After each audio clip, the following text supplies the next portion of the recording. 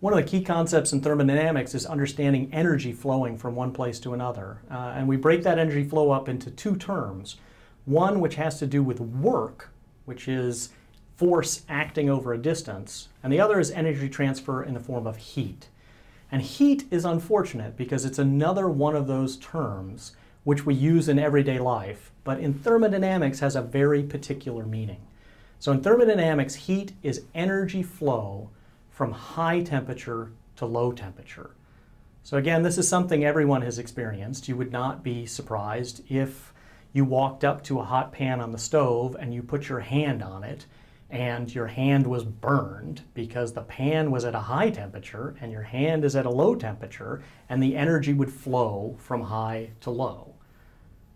On the other hand, there are lots of situations in which we can have energy flow, but we don't have any kind of temperature change.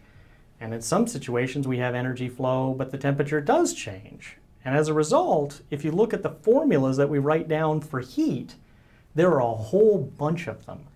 And it's always hard to know which one do I use and why are there so many. And the answer is because the heat depends upon the context. And you really want to break heat problems up into two pieces. There's either the problems in which the only thing that's happening is the temperature is changing, and then there are the problems where the temperature is never changing, but something else changes, like there's a phase transition or there's some chemistry. And then you can say, well, what if I have a terrible problem where there's chemistry and the temperature's changing? That's one of the beauties of thermodynamics, is we're always allowed to break things up into steps, and we can imagine first there's a temperature change step, and then there's a chemistry step. So let's imagine these two examples. What's an example of just a temperature change problem? For a temperature change problem, again, we don't want there to be any phase transitions, and we don't want there to be any chemical reactions.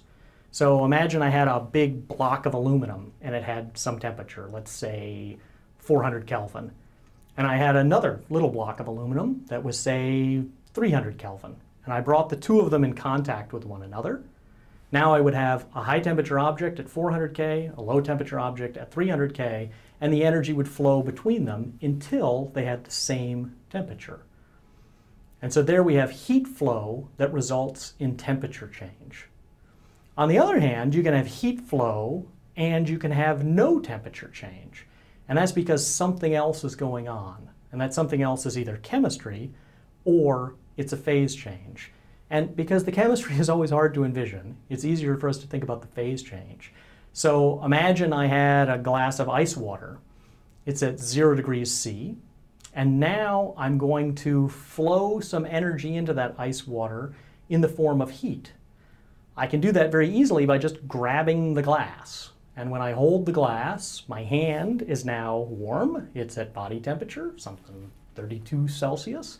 And the glass is cold. It's at 0 degrees Celsius. So heat will flow from me into the glass.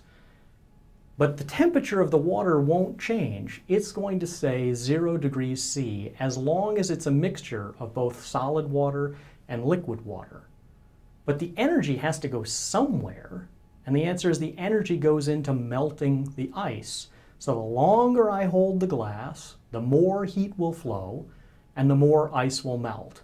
And then finally I would get to a point where all the ice would melt, and then the temperature would start to raise, and now we'd be over in the other problem. So heat can either result in temperature change when there's no chemistry, no phase transitions, or we can have heat resulting in phase transitions or chemistry, but no temperature change. And if you have a situation that's both, break it into two parts, solve the temperature change part, solve the chemistry part, and then put them all together.